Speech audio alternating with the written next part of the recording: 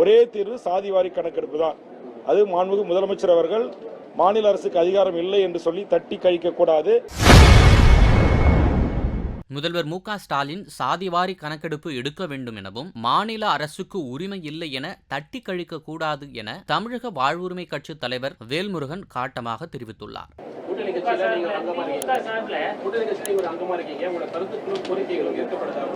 அதான் நான் ஒரு உதாரணத்துக்கு ஒரு 10 கோரிக்கை வைக்கிறேன்னா அதில் ஒரு 3 கோரிக்கை ஏற்கப்படுது, ஒரு 7 கோரிக்கை நிலுவையில் வைக்கப்பட்டிருக்கிறது. அதுவும் கண்டிப்பாக இந்த இருக்கிற குறைகால ஆண்டுக்குள் அதை கண்டிப்பாக நிறைவேற்ற வேண்டும். அதற்குரிய அழுத்தங்களையும் வேண்டுகோளையும் தொடர்ந்து அதற்கான போராட்டங்களை கூட நான் முன்னெடுத்து வருகிறேன்.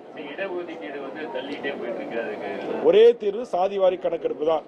அது மாண்புமிகு முதலமைச்சர் அவர்கள் மாநில அரசுக்கு அதிகாரம் இல்லை என்று சொல்லி தட்டி கழிக்க கூடாது. இன்றைக்கு தெலுங்கானாவில் மாநில அரசு எடுத்திருக்கிறது, பீகாரில் எடுத்திருக்கிறது, ஒரிசாவில் எடுத்திருக்கிறது.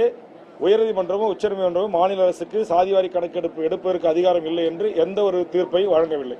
அதனால் மாண்புமிகு தமிழக முதல்வர் தமிழ்நாட்டில் இருக்கிற அனைத்து சாதிகளுக்கும் அவரவர் எண்ணிக்கைக்கு ஏற்றவாறு கல்வி வேலைவாய்ப்பு உரிமை கிடைப்பதை உறுதி செய்ய சாதிவாரி கணக்கெடுப்பை ஒற்றை தீர்வு, சமூக நீதி அரசு என்று மேடைக்கு மேடை நானே பேசி வருகிறேன் திமுக அரசை.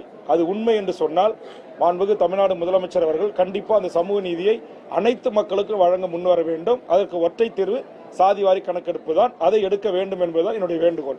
செய்திகளை உள்ளது உள்ளபடி தெரிந்து கொள்ள ரெஃப்ளெக்ட் நியூஸை சப்ஸ்கிரைப் பண்ணுங்க.